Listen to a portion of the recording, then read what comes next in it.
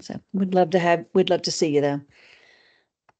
Anybody's ever done a webinar with no faces, it's a pretty awkward, weird experience.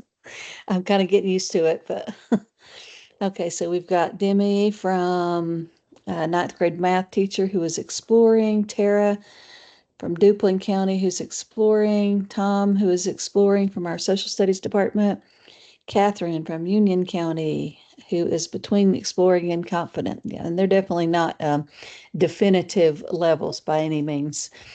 So I think a lot of us can be in between for sure. Okay, it is actually 3:31. We had way more people sign up, so we may have more people drop in, but I do want to value your time and I always have a packed hour. So I am going to go ahead and get started. We'll keep admitting people as needed. If you've just joined us, we are recording and I have pinned the link to the presentation, which is also on the screen, and it will be on most of the slides up in the upper corner. But I'll back up to my intro screen. If you don't know me, I know most of you, but my name is Vera Cabero. This session is called Traditional to Transformative, and it's about realizing the promise of education in an AI-enabled world. And this is a session that it can't be done well in one sitting, so it will be a part one and a part two. This will be part one. Part two will be on October 8th at the same bat time, same bat channel, 3:30 to 4:30. And we'll pick up where we don't get to today. So hopefully you can join us for that one as well. But I'm the Emerging Technologies Consultant for DPI, and I have all of my contact information there on the screen. Should you need me, I do serve statewide. And so I am available to you on email, LinkedIn, X, wherever you might feel most confident. Okay, so we did do the little drop in the chat. If anybody hasn't had an opportunity to drop that in, it looks like we have most people are exploring with a few people kind of getting into the confident area. And so that does help me. I like to consider myself or describe myself as a cautious optimist. I definitely explore a lot, but I do so cautiously because as we all know, there are definitely some concerns with AI and education in particular. And so I appreciate you joining in and participating in that little poll. And so this session, basically, we're just looking at the challenge ahead. And I know if you're in education, you are very aware of the challenges that artificial intelligence has brought and continues to bring. It seems like a new something new happens every week or two that kind of introduces more challenges or rises challenges to the surface. But we are living in just this time of exponential change. More change has happened in the last decade than in the last 100 years. And I think that change is going to continue from what I'm seeing. And it just makes it very difficult because education is not necessarily a fast moving field. And so trying to keep up with that change in education in our schools is proven to be quite difficult, especially since AI came about. And so we've got to consider several questions, and these are kind of the three main questions that keep me up at night is how do we prepare our students for this AI world when we're seeing already some massive effects to the job market and things that they're going to need to know, and then just the need for just civic literacy. AI literacy really has become civic literacy, and a lot of things, including our democracy, may very well hang in the balance. And so that is a concern. How do we move beyond these industrial age practices that our systems are built on and make them nimble enough that we can prepare our students for this intelligence age future that they're going into? And then how do we build a culture of student agency where durable skills are taught that withstand the technological changes that we're seeing? And so those are kind of like three driving questions that I spend a lot of time thinking about, researching about, and exploring. And I certainly don't have all of the answers. I'll tell you that right up front. I don't think anybody does. Anybody who claims to have all of the answers, I think might be a little bit self-deceiving, because there are a lot of questions that are very difficult to answer right now. And but I think we can all agree that we are at an inflection point, a very critical inflection point. Our schools, as we know them, were built for a world that just doesn't exist anymore. They were built for this industrial age system that focused on delivery of information, factual recall, and in compliance. And those are some of the most important things to teach students in the system that we have, most of us have grown up in, and many of us still continue to teach and work in. And so, but we've had a lot of challenges recently that are challenging that system. And artificial intelligence, of course, is one of them. But the demands of a rapidly changing workforce and also this crisis of student disengagement, all of those things have kind of exposed our education system, and shown a real need for some urgent systemic reform. And so we're going to explore a little bit, about that, what I think we might need to do going forward. And again, I don't have all the answers. I have my thoughts and my feelings, and I'll share those with you. But we do need to kind of just have a realistic view of the acceleration that we're seeing. And this is a graph that's just about ChatGPT. It doesn't take into account all of the other AI platforms out there, and there are many. There are thousands, but even the main LLMs are not included in this, like Gemini, which has in the last few weeks actually surpassed ChatGPT since they rolled out their new image generator. But just on ChatGPT itself, you can see that within just a week's time, they got up to 50 million users when it first launched. And then, and the most recent count, they had 800 million weekly users in April. And they have predicted that they'll have a billion in the near future. So we're talking about a huge portion of the population, all ages really, that are using these artificial intelligence tools. And there was actually a recent study that came out about the 8 to 12-year-old age, and I'm kind of still exploring and delving into that, which those are the students who are legally not even allowed to use it per the terms of service, but in investigating their levels of use and how they're using it. And so it is something that has really came fast, and it's been kind of furious. It is a change. It's something that we're having a real hard time keeping up with. But it's kind of it's made us have to face some hard truths in education in particular.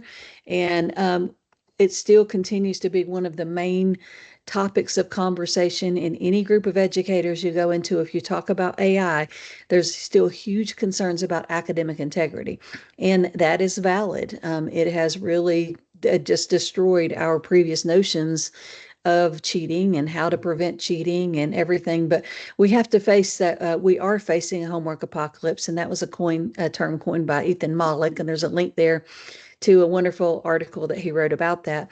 But we're faced with the fact that, first of all, AI tools are everywhere.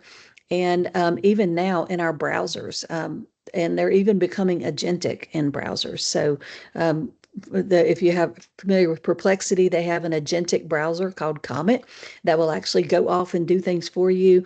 Google has an AI mode that will do the same. Claude has something similar, as does ChatGPT. They have an agent mode. And those companies are all working on browsers as well. And so this idea that we can prevent anyone from using AI is really a thing of the past. It is everywhere. It's in all of our tools. It's in our browsers. It's on our phones. And so the idea of blocking and banning it is just not realistic. Even if you can block and ban it on school accounts and school devices, you can't block and ban it on all the phones and all of the other accounts and devices that people have access to. We also have to face the fact that this is not like plagiarism detection in the days of old, 3 years ago, where you could use a detector that could go out and scour the internet and find where someone had used passages from another source, and it did pattern matching and it found those. AI detectors do not work that way, and AI does not work that way because it creates something new every time. And so we have to face the fact that those detectors are not reliable, and even more importantly, they're not equitable. They're very inequitable. There's a lot of research that I didn't put in this slide deck for time about how inequitable they are and how they are unfair to certain groups of people, like non-native English speakers, and even some evidence from Common Sense Media that they're falsely identifying students of color and students with disabilities at a much higher rate than their counterparts. And so we have to face that. That's not a good solution. There's just not an easy button, unfortunately, for this. We also need to face the fact that our students need to learn to work alongside AI as a collaborator if they're going to be successful in the future job market. And therefore, education has to adapt. We have to move beyond attempts to block, ban, detect, and prevent the use of AI into a world where we're learning how to teach students how to use it effectively in a way that doesn't replace their own understanding and their own knowledge and creativity. And that is a very difficult thing to do. And I acknowledge the difficulty of it. It's not easy, but we have to adapt our instructional practices. We cannot keep giving the same kinds of assignments anymore, knowing that these students have tools at their disposal that can do all of them in a few seconds, and that you cannot detect them, and that students need to know how to use them. And so this change is urgent. It's just something we cannot wait for. And again, education is not known as being a really nimble field. It doesn't move very quickly. But also, again, I want to acknowledge that this is not something that there's an easy button for. This is a very recent research paper that just came out called The Wicked Problem of AI and Assessment. And it references back to a 1970s study that talked about just ordinary problems or tame problems and wicked problems. And wicked problems are those that just don't have an easy answer. And there's not just one simple solution that is going to solve the issue. And we have to acknowledge that there's not one simple solution that's going to solve this. There's not one correct answers, but it's a complex, evolving condition that has to be navigated. And we are navigating that together live in real time and trying to figure it out. And so I'd just like to make that acknowledgement first. Again, don't claim to have all of the answers, but we're certainly working on trying to help support teachers as they explore this. I do want to point out that the North Carolina Department of Public Instruction just released a strategic plan recently. And there's actually several mentions of AI in it, but this one in particular talks about reimagining the student experience. And it specifically calls out promoting student learning in artificial intelligence, safety, ethical use, and collaborative problem solving, because our superintendent and our board recognize that the skills our students are going to need in the future are different, and that collaborative problem solving will give them the experiences that they need to meet this moment in time. And so I like to call that out. But we just have to think about the ways that we use technology. I've been in technology in education for a long time. I've been an educator for 28 years. I was a classroom teacher for 14, and I was in technology at the school system, district, and state level for the rest of that time. And so I have seen technology used to reinforce outdated practices, and I think that continues. And so we want to make sure that we are using it to transform learning, not just to keep making those multiple choice worksheets and quizzes and assigning those 5-paragraph formulaic essays and things like that, that are really relics of a time that has passed. And so that is kind of what this whole presentation is about, is how do we transform the student experience. And I do want to point out, this is a paper, a research that came out recently called the AI Dividend from the Gallup-Walton Family Foundation. And AI is a huge time saver for educators, and we've suspected that, but they actually determined that it was saving educators about almost 6 hours per week, which is about 6 weeks per school year for the educators that use it regularly, which is weekly. But only 32% of teachers were reporting using it weekly. But from that same study, they also broke down into how teachers are using it. And if you look at this graphic, it details the most common uses of AI. And we have to kind of ask ourselves, is the way teachers are using it, is that changing the student experience? Or is it reinforcing outdated practices? And if you can look at this, some of these, like preparing lessons, perhaps that is changing the student experience. But one of the most common uses of it is creating worksheets, doing administrative work, making assessments, grading, analyzing data. And I think we can all agree that those are probably not changing the student experience. Of course, modifying materials for student needs is a great use of it, as well as this one-on-one instruction. But again, we want to make sure that we are changing the student experience, not just doing the same things faster. And if you think about this quote, it is a little bit shattering. If my math serves me correctly, the kids that started school this year, they will be graduating high school in the year 2038. And just to think about the change we've seen in the last few years and what kind of changes there, how different it's going to be when they go into the workforce and into the world. It's mind-boggling to think about. But this is from the World Economic Forum. They anticipated, and this is actually almost a 10-year-old quote, that 65% of the children entering primary school would ultimately end up working in completely new job types that don't exist yet. And I think that is still true of today's students. A lot of them are going to fulfill roles that don't exist yet. So we can't, back when I was in high school, and the area that I live in was very industrial, and the majority of the students in our area graduated and went into the industry, and one of the few industries around. That is no longer here. That industry is gone, and a lot of the jobs of today are being filled by AI.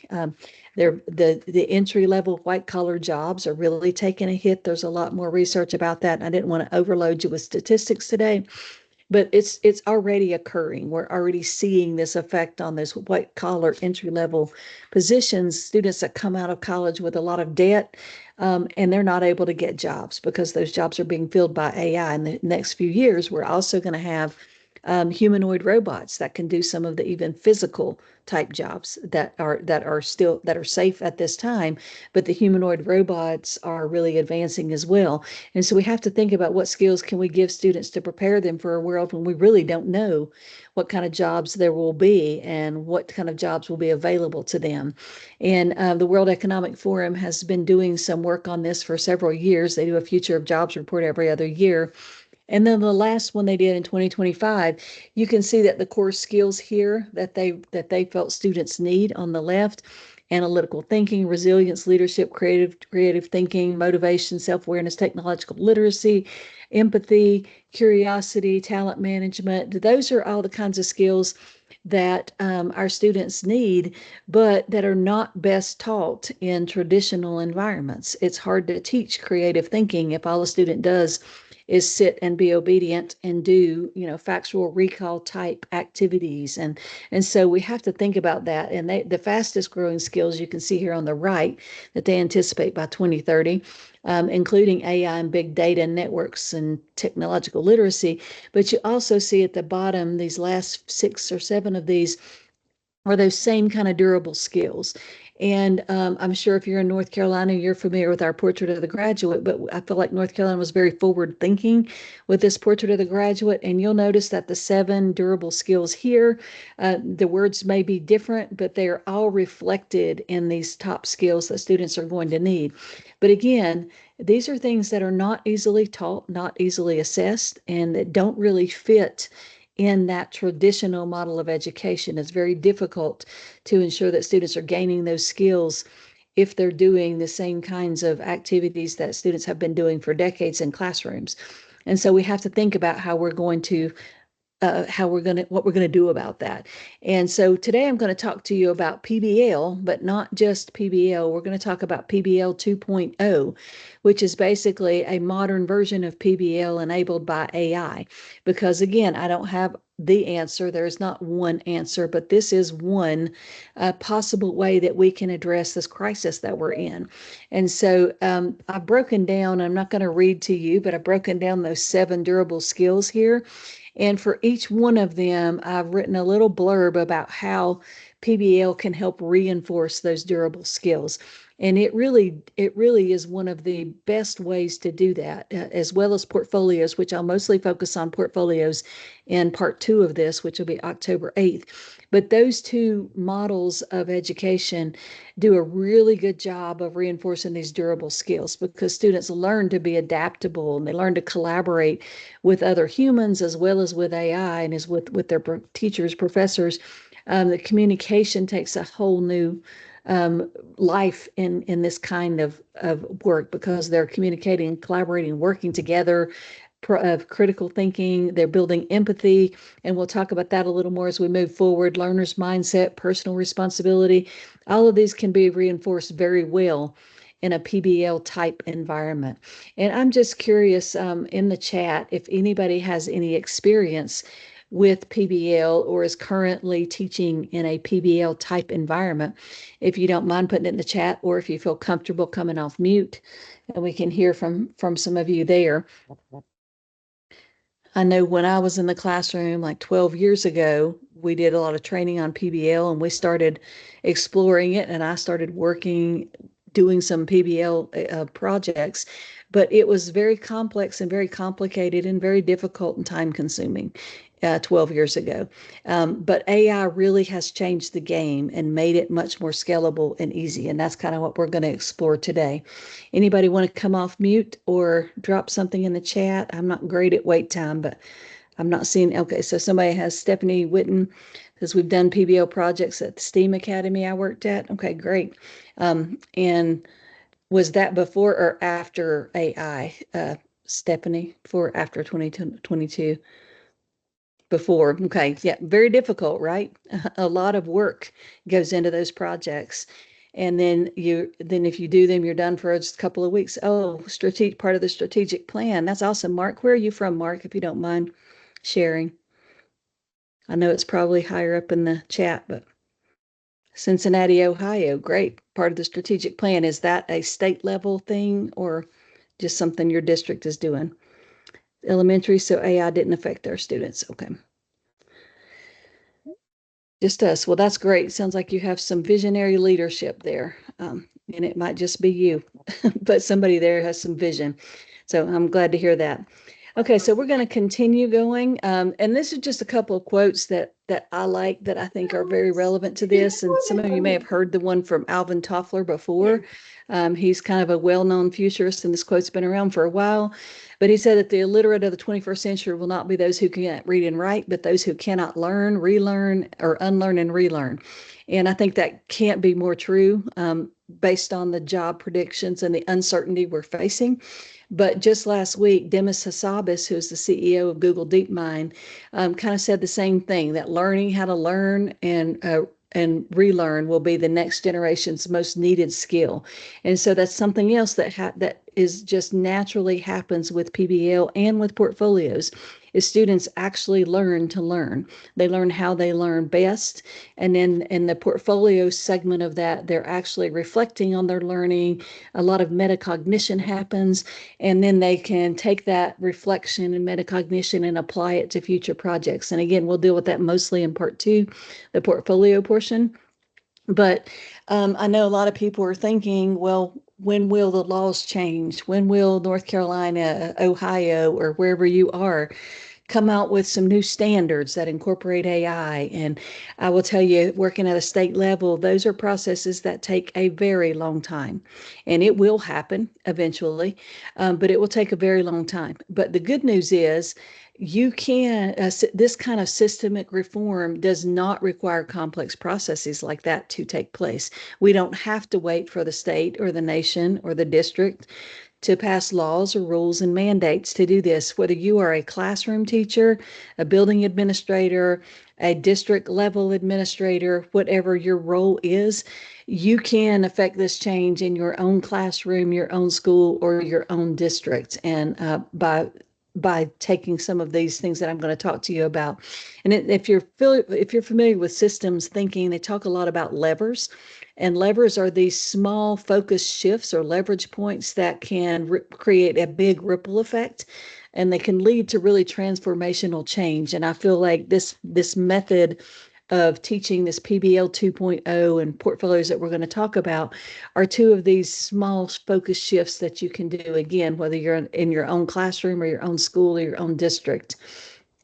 And so, in my view, there are four main things. These are four different levers that really have to be addressed in order for us to transform learning and move away from these traditional industrial age type models of education.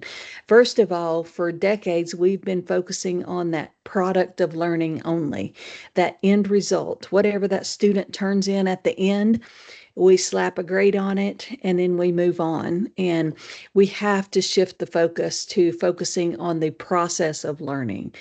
All of the messy middle, everything that goes on in the middle is really the most important part of that. And of course, the end product will be part of that assessment, part of that evaluation or grade or whatever it is.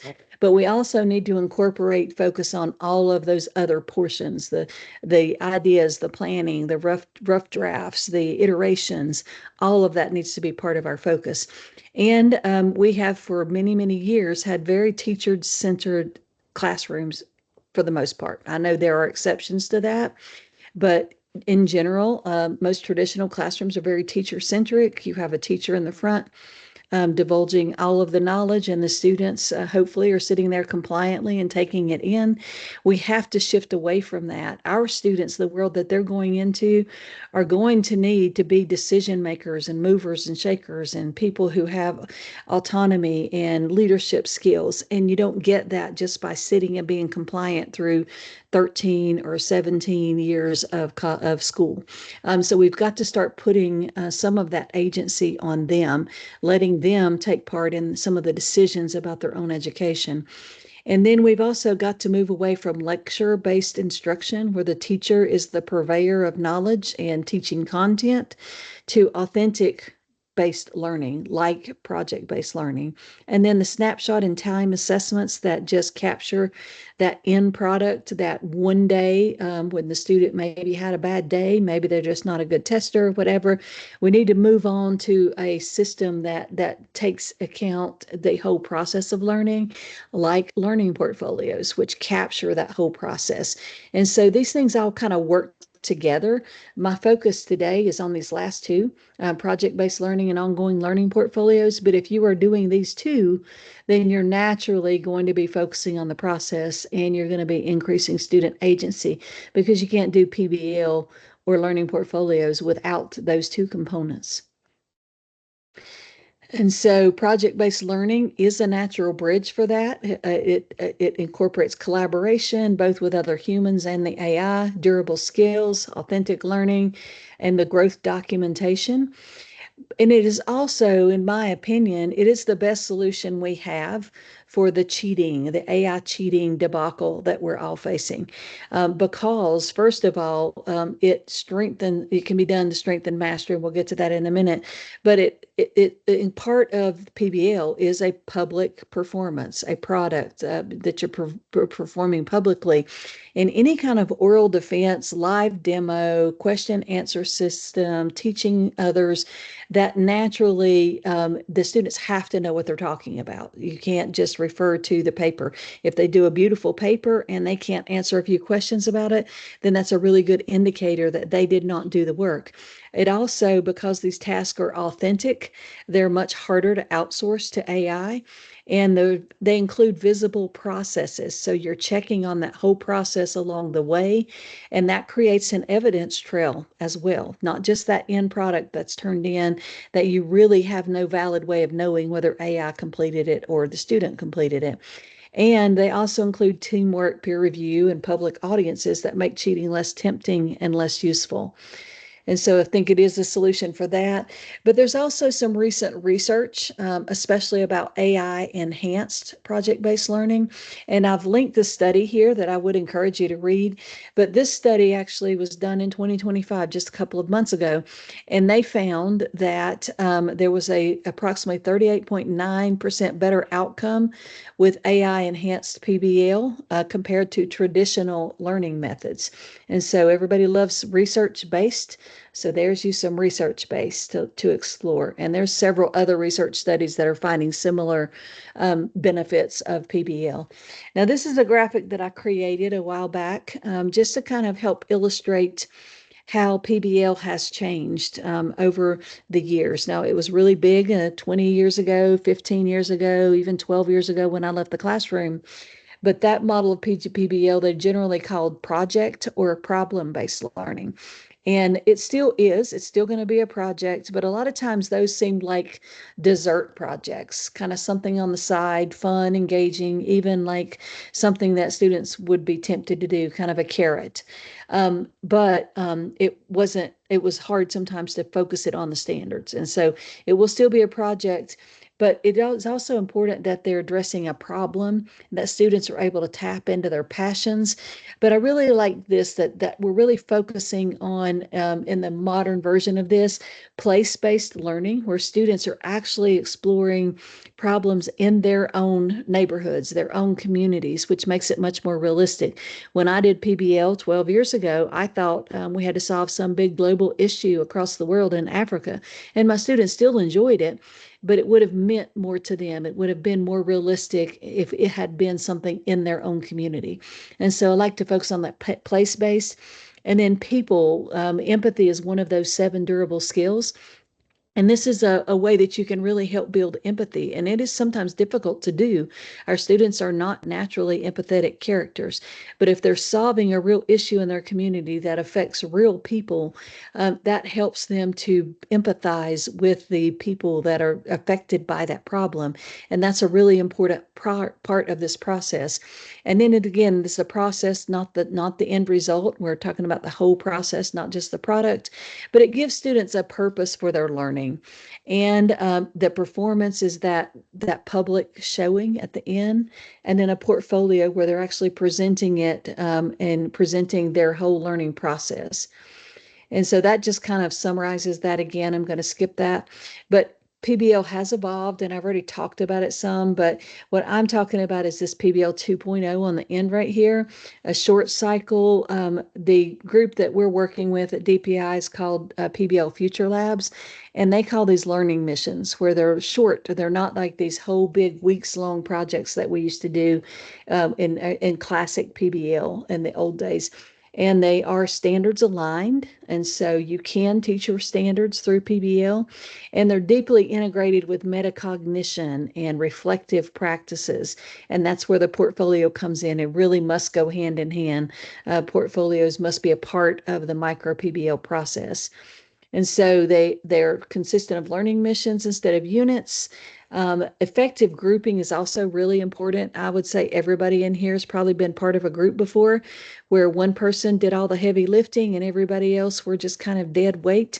And the way these missions are created, it's really important that everybody has a separate job, and that everyone's job depends on the other people in the group. And so the way group work is done is a little different.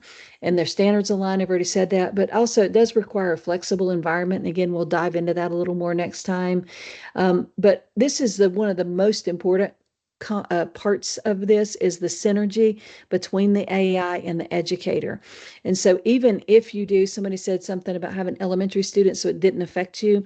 But even if you do have elementary students who don't use AI, the teacher can really benefit from using AI and creating these projects, and it can really make them scalable. But the synergy must be there between the educator and the AI. So the AI has a lot to offer. It has vast amounts of information, seemingly endless speed and time, brainstorming partner, connections to standards. It can really synthesize information so quickly, and it can pull things that are related to the standard that you're choosing, has infinite patience. If you are not really engaging deeply with your AI in long conversation and making requests and refining, then you really need to, because it will infinitely patient with you. It won't get snarky and tell you it's already done that. And so that really helps. And all of those things together really give you the ability to scale PBL. But the educator is so important in this equation, and we cannot disregard the importance of the educator. The educator has that human wisdom, the human experience.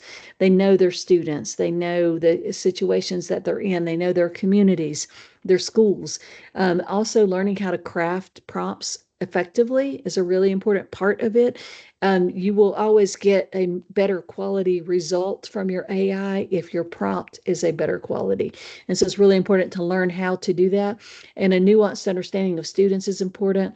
They also have the subject matter expertise. They need to be providing that critical oversight and evaluation in this iterative feedback loop where they are evaluating what the AI gives them and asking for refinement and changes and making sure that they end up with a product that suits what they need.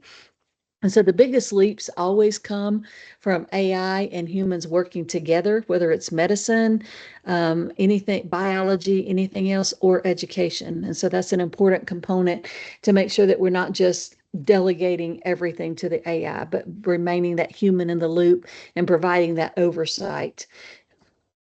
And so what we're going to do now is we're going to do a hands-on activity. And this is, you're going to be trying out an app that I've created to kind of illustrate this process, but it requires you to start with a standard. And so if you have your own standards handy and you want to go in and just copy one of your own standards, I'm going to give you a moment to do that. If you want just a quick access to some standards, I have some North Carolina standards in this folder. And if you will click the top of the folder, it should let you open it into a new tab. And you can explore and just kind of find a standard. You'll see there's a lot of stuff here, and it's all North Carolina. So my Ohio and other out-of-state friends, you might want to pull in one of your own standards. But if you just open one of these that's most relevant to you or your own, whichever one you want to do, then I'm going to give you a second to do that. And then we're going to go into an app and post that standard in and go through a process of developing a PBL 2.0 lesson using that standard. And so I'm going to go ahead and open one myself, and not in Spanish. That won't do me any good. Again, in Spanish. I'm sorry, I have Spanish in here as well. Okay. So I'm going to go here and find a standard. Well, I have a lot of Spanish standards.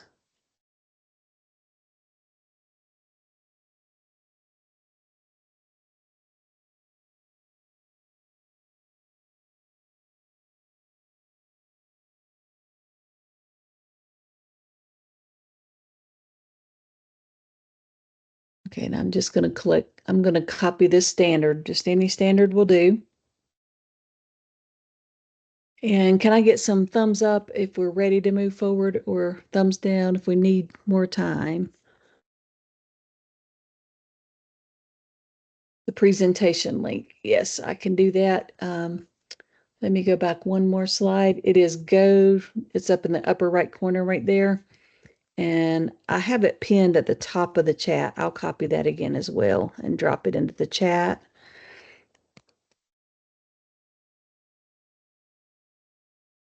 Okay, so I have dropped the presentation link into the chat. If you want to open that up, we're on slide 29, where the standard folder is. And it certainly might be easier just to, if you have your standards handy, to find one of your own. I just wanted to give something quick for anybody who didn't have access to it or wanted something quick. Okay. Is everybody ready to move on, or do we need another minute? Can I get thumbs up reactions if you're ready to move on, or yes in the chat? I don't see anybody's faces, so I don't know. Okay, I'm seeing a couple of thumbs up. Okay. Um, okay. Well, we're going to go ahead and move on then. And so the next thing is to take that standard that you have copied, and I have two different apps created here. Both of them virtually do the same thing. And I'm going to move forward one more place just to kind of go over what the apps do, and then we'll go back to that slide. But these are apps that I've trained, and they will ask you for a standard. That's where you're going to start. Subject and a grade. They're going to break it down into what students need to know, understand, and do. Then they are going to create 5 project ideas addressing the standard while also incorporating AI literacy and the portrait of the graduate skills. Create some focused skill workshops to make sure those really intricate skills are covered. We want to make sure students are still able to perform on standardized tests or whatever. So we want to make sure the skills are explicitly covered, and provide ideas for capturing it in a portfolio, and then guide them on iterating that plan. And so if you can use the Chat GPT version on the left, I do prefer the way it works, but both of them will work. This one just really helps teach that collaborative partnership with the AI. And so as you see, I have clicked it now and it opens. So it says, it looks just like Chat GPT, but it's a GPT I created. North Carolina Micro PBL Project Creator.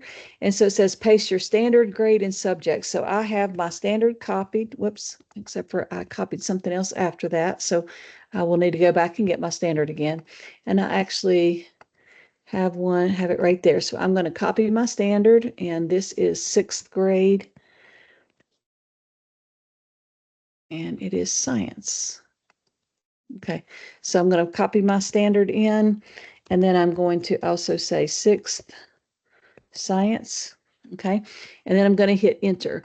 And as you'll see, and I'll be quiet in a minute and just kind of let you move through this on your own for a couple of minutes, and then we'll have time for people to share. But as you can see, it's taking what I provided it, the standard, the grade level, and the subject, and then it's going to ask me some other questions. And I have mine on the thinking model, which I probably will switch to auto to make it a little faster. Okay. Okay. So it says, okay, I've got the standard, and it says, what North Carolina location are you teaching in? Because remember, we want this to be place-based. And so it is going to request your location. And so I'm going to add my location, which is Brevard, North Carolina.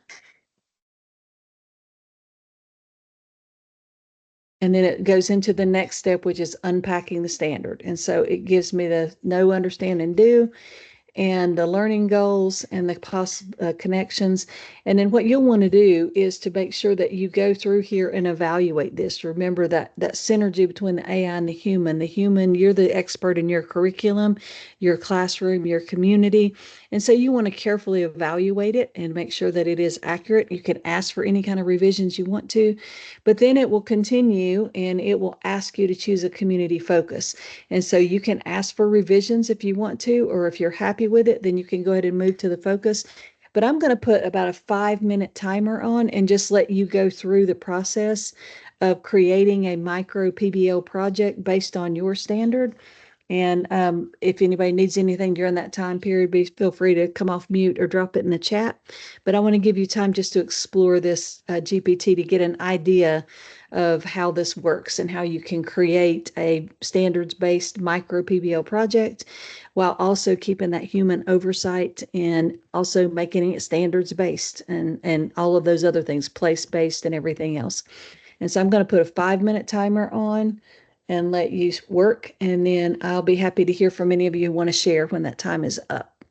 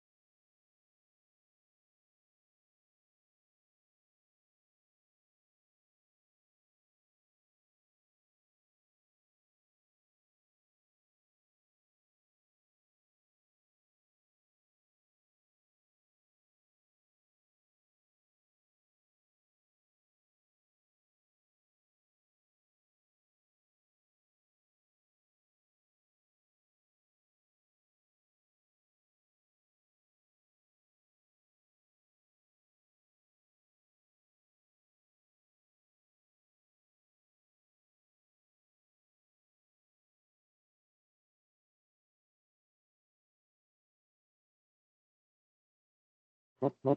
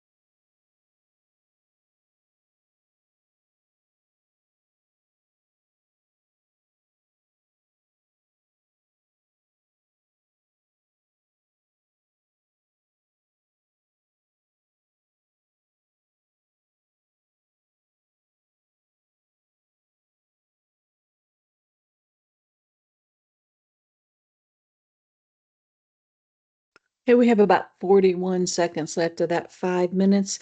And I would love, if you're comfortable with it, if somebody wants to come off mute and kind of just share what your experience was, what you thought of the project that you ended up with. If anybody wants to do that, drop it in the chat, drop a link in the chat. That would be acceptable as well, whichever way you feel like doing it. But I would like to hear from some of you and see what you thought about the experience with the app.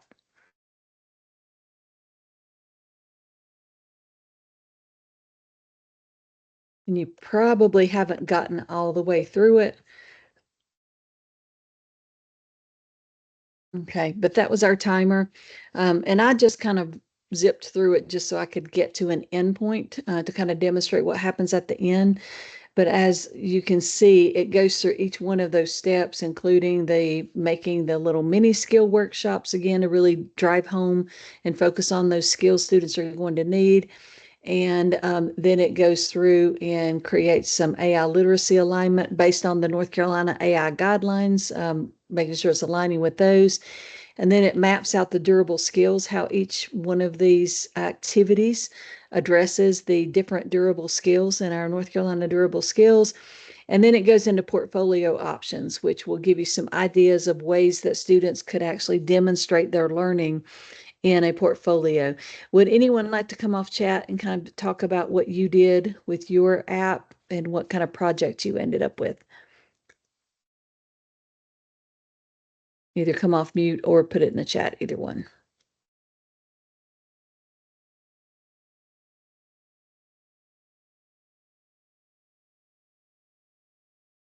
No takers. Okay, quiet group. We are almost out of time, so if not, that's okay. I won't I won't force you. But I'm going to go ahead and continue. Hopefully that kind of helps you see, though, where all of those things we've been talking about kind of come together with this app. And this one works the same way. It's just a Gemini version of the app. And I think this one just does a little better job of really kind of forcing that symbiosis between the teacher and the AI, kind of forcing your input and your verification as you go through the process. But both of these apps are available and free to use. This one is in the GPT store. This one, if you click it, it will open in chat in Gemini, and it will actually allow you to make your own copy of it if you want to iterate on it. In the lower right hand corner, there's a button that says Copy Canvas, and you can open it up, and then you can iterate on it with text. You can just ask for changes and things on it if you would like, or you can use it as is. You don't have to copy the canvas.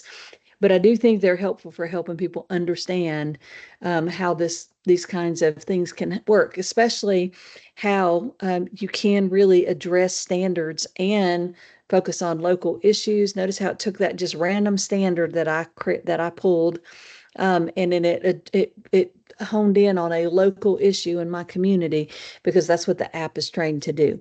And so I've already kind of gone through that. So I'm going to move that. We've already passed that.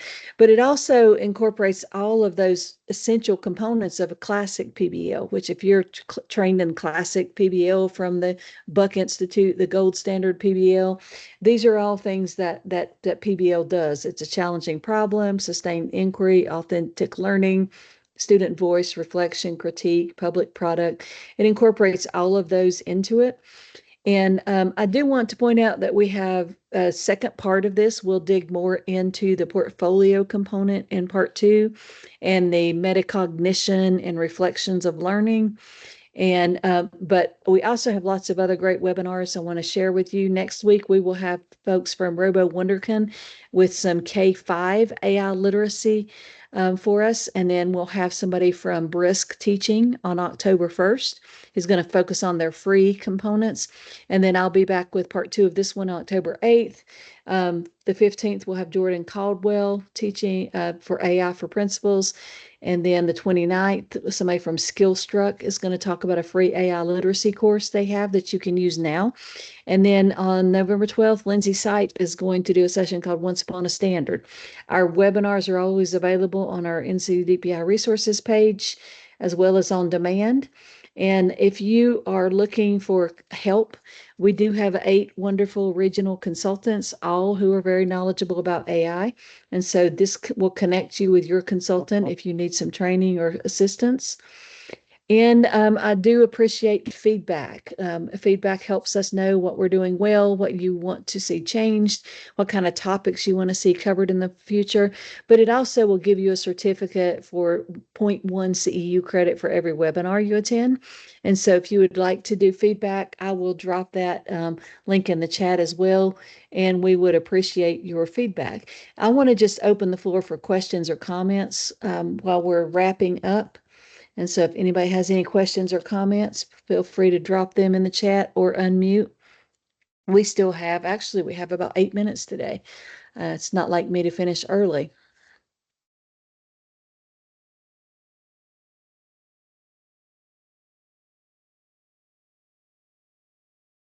And I see Fabian is typing, so we'll see what his question is in a minute. I did drop that feedback link in the chat if you're interested in getting CEU credit. I also want to point out that you can make your own copy of this template. This slide right here has a link. If you want to remix it and use it yourself, it does open in Canva. Thank you. I appreciate it, Catherine. But you can open it in Canva. You can download it as a PowerPoint if you want to pull it into PowerPoint or Google Slides or whatever as well. But you're welcome. If you're a person who does training in your district, you are welcome always to use anything that we create. This is your tax dollars at work. And so feel free to do that. You can make a copy and kind of just remix it. And my apps as well. The apps I created, you're welcome to use those and share those out. Once you have used it, if you opened it, it will be in your GPT list from now on. It should be saved on the left margin right there. And same thing if you use the Gemini version, it will be saved in your history. And in Gemini, you can actually pin them. And so if you open either one of those, you have access to them going forward in your own accounts.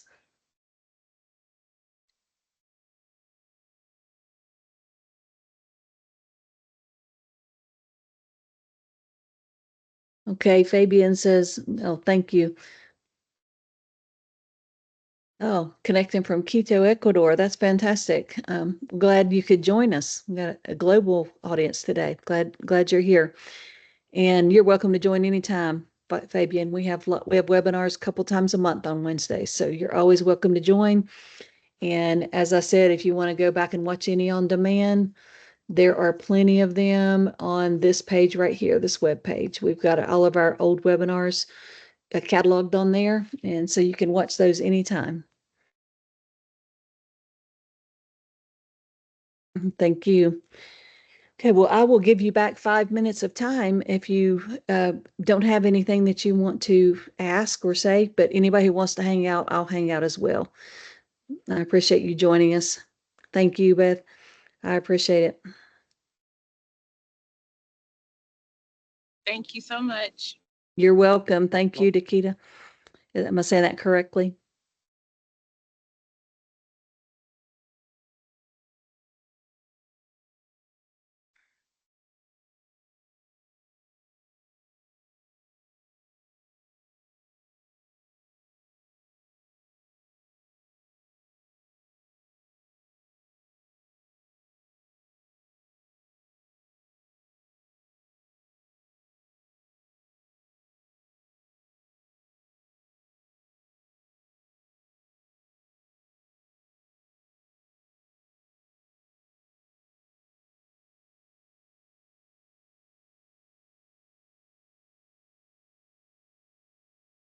Okay, Catherine asked how to save a copy of the presentation. If you go to this slide, which is slide number 38, and you click this link at the top, it will open into a new presentation. And basically it's a template, so it makes your own copy of it. And so you just click edit template, and that will make a copy in your own Canva account. And then from there, you can download it. If you don't use Canva, you can download it as a PDF, or you can download it as a PowerPoint, a video. You can download it a variety of ways. Okay, thank you, Fabian. We look forward to seeing you again.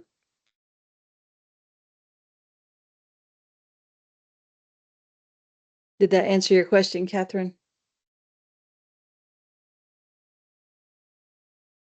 Thank you very much, Vera, and I'm really happy to have this chance. You're I'm welcome. from Quito, Ecuador, and I was looking forward to meeting this kind of knowledge that we can get. And well, I am just really grateful. Thank you very much.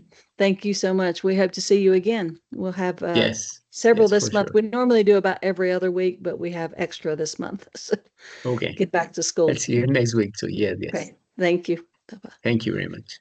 Okay. I am going to go ahead and stop the recording. Vera, I did get that. Thank you for sharing.